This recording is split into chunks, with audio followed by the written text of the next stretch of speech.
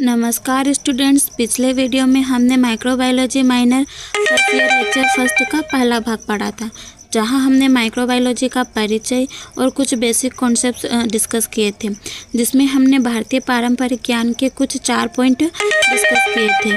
आज उसी वीडियो के पार्ट 2 भाग को हम कंटिन्यू करने वाले, तो चलिए बिना देरी किए हमारे टॉपिक को शुरू करते हैं। 5वां पॉइंट है फर्मेंटेड फूड्स का उपयोग। ऐसे फूड्स जो आसानी से फर्मेंट हो सकते हैं, जैसे कि दही, इडली, डोसा, बैटर, कांजी और अचार जैसे फर्मेंटेड फूड्स नेचुरल फर्मेंटेशन द्वारा बनाए जाते थे, जिनसे प्रोबायोटिक स्तर बढ़ता था और पाचन शक्ति में सुधार आता था। इसका मतलब होता है कि जो फर्मेंटेशन प्रक्रिया होती है, ये एक प्रकार की जैविक प्रक्रिया है, जिसमें लाभकारी सूक्ष्मजीव, जैसे कि हम दही बनाने के लिए लैक्टिक एसिड बैक्टीरिया का यूज़ करते। इस प्रकार के बहुत सारे सूक्ष्मजीव हमारे भोजन को, जो जटिल पदार्थ होते हैं, उनको सरल में तोड़ने का काम करते हैं। भारत में दही, इडली, बहुत सारे ऐसे पदार्थ, भोज्य पदार्थ होते हैं, जैसे अचार हो गया, पापड़ वगैरह, इन सभी को फर्मेंटेड खाद्य पदार्थ के रूप में ये सब मशहूर है। इन खाद्य पदार्थों में मसालों और जो जड़ी बूटियों का समावेश होता है, ये केवल हमारे स्वाद बढ़ाने के लिए नहीं, बल्कि ये जितने भी हानिकारक रोगाणु होते हैं, उनकी वृद्धि को रोकने के लिए भी इनका उपयोग किया जाता है। नेक्स्ट है रोगाणुरोधी जड़ी बूटियाँ और मसाले। हल्दी, नीम, लहसुन, तुलसी, हींग और अदरक का उपयोग आमतौर पर उनके एंटीसेप्टिक, एंटीफंगल और जीवाणुरोधी गुणों के लिए किया जाता था। इसका मतलब होता है, जो हमारे भारतीय मसालों में जो प्राकृतिक रूप से ऐसे जीव सक्रिय होते हैं, सक्रिय यौगिक पाए जाते हैं, जो कि बैक्टीरिया, फफूंद और अन्य जो भी रोग फैलाने के लिए जिम्मेदार होते हैं, उनके विरुद्ध प्रभावी होते हैं। उदाहरण के लिए यदि हम हल्दी की बात करते हैं, हल्दी में पाए जाने वाला करक्यूमिन रोगाणुरोधी गुण प्रदर्शित करता है। उनमें ऐसी क्षमता होती है कि वो रोगाणुओं को नष्ट कर सके। फिर अगर हम लहसुन की बात करते हैं, तो लहसुन एलिसिन और यौगिक के कई हानिकारक बैक्टीरिया का नियंत्रण करता है। और अदरक की बात करते हैं, तो अदरक में भी बहुत सारे जीवाणुरोधी और पाचन सहायक गुणों से भरा पड़ा है। अगर हम सरसों, मेथी, जीरा इस प्रकार के मसालों का उपयोग करते हैं, तो ये क्या करेंगे, हमारे जो भी अचार जैसे सामग्री बनाने होते, इनको फर्मेंटेड करने का काम करती है। इस प्रकार यदि हम भारतीय पारंपरिक ज्ञान में यह समझ पहले से मौजूद थी कि कुछ मसाले हमारे लिए लाभकारी सूक्ष्मजीवों को बढ़ावा देते हैं, जबकि कुछ हानिकारक सूक्ष्मजीवों को दबाते भी हैं। इस संतुलन के कारण फर्मेंटेड फूड्स लंबे समय तक सुरक्षित रहते हैं और उनके पोषण के मूल्य में भी वृद्धि होती है। जैसे हम अचार की बात करते हैं, अचार लंबे टाइम तक हम घरों में सुरक्षित रख सकते हैं, क्योंकि वो एक प्रकार का फर्मेंटेड फूड होता है। अगला पॉइंट है दैनिक स्वच्छता और व्यक्तिगत सफाई। माइक्रोबियल कंटामिनेशन को रोकने के लिए दैनिक अभ्यास जैसे स्नान करना, भोजन से पहले हाथ धोना, मौखिक स्वच्छता बनाए रखना और नियमित रूप से कपड़े धोना आवश्यक था। ये सभी जो साफ सफाई है, हमारे भारतीय पारंपरिक ज्ञान के अनुसार ही हमें मिली है। भारत में प्रतिदिन स्नान, दांत को साफ करना, हाथ पैर की सफाई, स्वच्छ वस्त्र पहनने की परंपरा रही है। नीम बबूल या फिर कुछ और पौधों के दातुन से दांत को साफ किया जाता था, जिससे क्या होता था, उस पौधों में उपस्थित पोषक तत्व हमारे दांतों को मजबूत बनाते थे। वैज्ञानिक तरीका था, क्योंकि इनमें जिस भी पौधों के दातुनों को यूज़ किया जाता है, उस पौधे के जो भी गुण रहेंगे, वो हमारे शरीर में पोषक तत्व के रूप में उपस्थित हो जाएंगे, जिससे कि हमें रोगों से लड़ने की शक्ति प्राप्त हो सके। स्नान से त्वचा पर मौजूद हानिकारक सूक्ष्मजीव हट जाते हैं और शरीर को स्वच्छ बनाए रखते हैं। अगर हम व्यक्तिगत सफाई के उपाय की बात करते हैं, तो हाथ धोना ये एक उपाय हो सकता है। भोजन से पहले और शौच के बाद हाथ धोने की परंपरा पहले से चली आ रही है। नाखून काटना, बालों की सफाई, स्वच्छता से भोजन ग्रहण करना, ये सभी आदतें रोगजनक सूक्ष्मजीवों के प्रसारों को रोकने में सहायक होती है, जिससे कि क्या होता है, हमारे शरीर को किसी भी प्रकार के सूक्ष्मजीवों से होने वाले हानिकारक रोग से सुरक्षा प्रदान होती है। यदि हम वैज्ञानिक महत्व की बात करें, तो आधुनिक माइक्रोबायोलॉजी भी यही सिद्ध करती है कि स्वच्छता से संक्रमण फैलाने वाले जो भी बैक्टीरिया और वायरस की संख्या होती है, वो कम हो जाती है। इसी प्रकार भारतीय पारंपरिक ज्ञान आज के वैज्ञानिक सिद्धांतों से पूरी तरह से मेलजोल रखता है। नेक्स्ट पॉइंट है जल शोधन विधियाँ, मतलब कि जल को शुद्ध करने की कौन कौन सी विधियाँ हैं जो माइक्रोबायोलॉजी में भी उपयोग की जाती है और भारतीय पारंपरिक ज्ञान के अनुसार पहले से ही उपयोग में लाई जा रही है।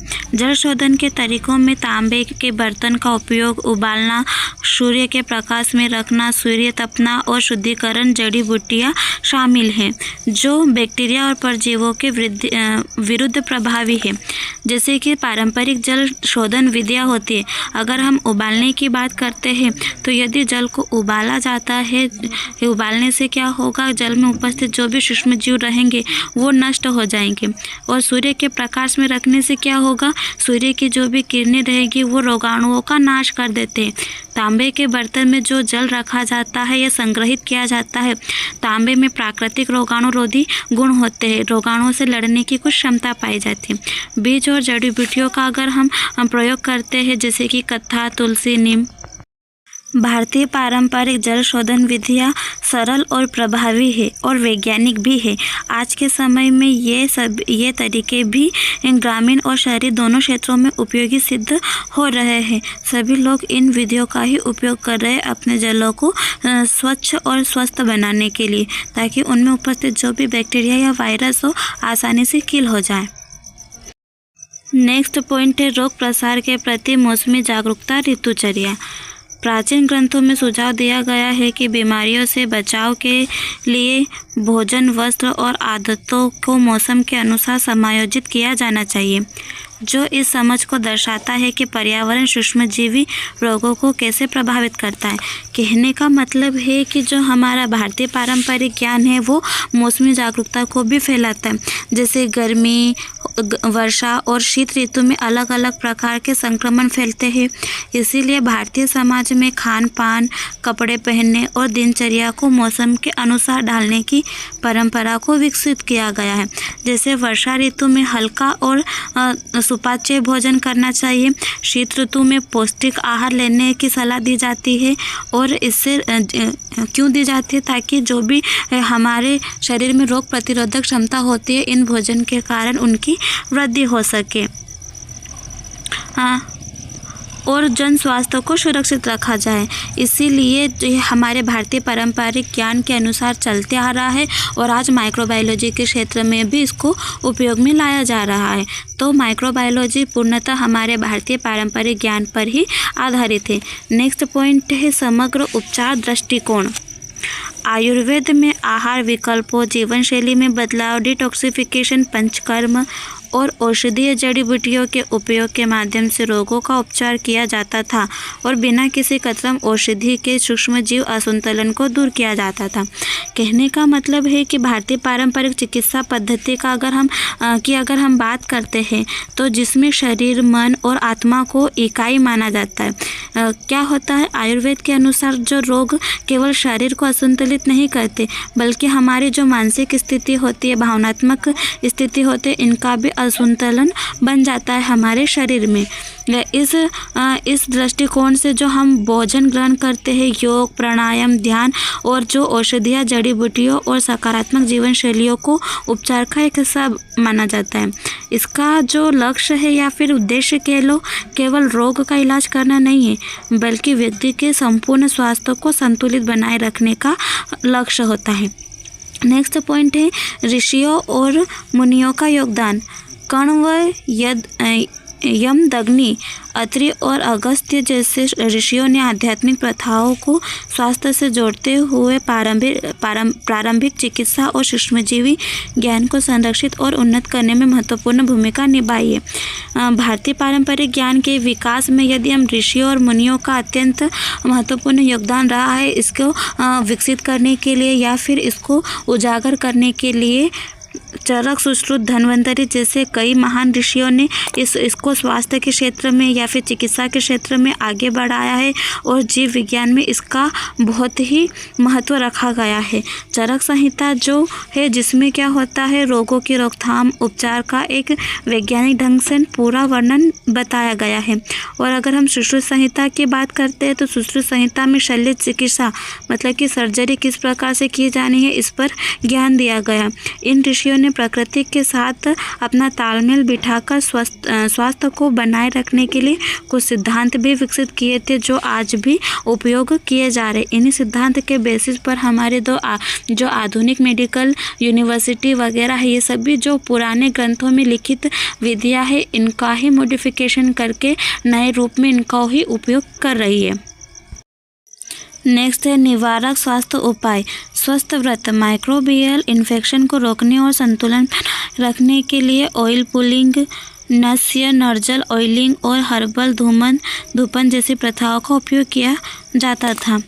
निष्कर्ष ये निकलता है कि जो भारतीय पारंपरिक ज्ञान में स्वास्थ्य को एक सतत प्रक्रिया माना गया है, जिसमें जो भी हमारी ऋतुचर्या है, समग्र उपचार है, ऋषियों का ज्ञान, निवारक उपाय और स्वस्थ व्रत सभी मिलकर एक मानव जीवन को स्वस्थ और संतुलित बनाते हैं। ये ज्ञान आज भी आधुनिक शिक्षा विज्ञान के लिए मार्गदर्शक और उपयोगी सिद्ध हुआ है। अब है आपका माइक्रोबायोलॉजी का इतिहास कि माइक्रोबायोलॉजी का क्या इतिहास रहा है। माइक्रोबायोलॉजी का इतिहास हमें बताता है कि कैसे लोगों ने धीरे धीरे छोटे जीव जंतुओं जिन्हें माइक्रो ऑर्गेनिज्म कहा जाता है के बारे में सीखा। इन माइक्रो ऑर्गेनिज्म ने चिकित्सा, कृषि और जीव विज्ञान को बड़े पैमाने पर बदल दिया। हालांकि प्राचीन लोग सूक्ष्म जीवों के बारे में नहीं जानते थे। उन्होंने देखा कि ये सूक्ष्म जंतु स्वास्थ्य और पर्यावरण को कैसे प्रभावित करते हैं और उन्होंने पारंपरिक तरीकों का उपयोग करके इनसे निपटने का प्रयास किया। कहने का मतलब है कि जो हमारी माइक्रोबायोलॉजी है, जीव विज्ञान की वह शाखा होती है जिसमें सूक्ष्म जीवों जैसे बैक्टीरिया, वायरस, फफूंद, प्रोटोजोआ इन सभी के बारे में पढ़ा जाता है, इनका अध्ययन किया जाता है। इन जीवों की खोज से पहले लोग रोगों को जो भी रोग या बीमारी होती थी उनको क्या करते थे, दैवीय या प्राकृतिक आपदाओं का परिणाम मानते थे। हो सकता है भगवान के द्वारा कुछ इसको हुआ हो या फिर प्रकृति ने इनके साथ ये किया। इस तरह की उनकी जो मानसिक वृत्ति थी ये सोचते थे। फिर जब अगर हम 17वीं शताब्दी में एंटोनी वन लीeuwenhoek के बारे में पढ़ते, एक वैज्ञानिक का नाम है लीeuwenhoek। उन्होंने सरल माइक्रोस्कोप की सहायता से, हमने क्लास 9th में ही पढ़ा था कि जो एंटोनी वन लीeuwenhoek है उन्होंने एक जीवित कोशिका का अध्ययन किया था और उन्होंने अपने ही द्वारा बनाए गए सरल सूक्ष्मदर्शी में अध्ययन किया था। तो उन्होंने क्या किया था, तभी से अपने सरल माइक्रोस्कोप की सहायता से पहली बार जीवित सूक्ष्मजीवों का अवलोकन भी किया था। ये है माइक्रोबायोलॉजी का छोटा सा इतिहास।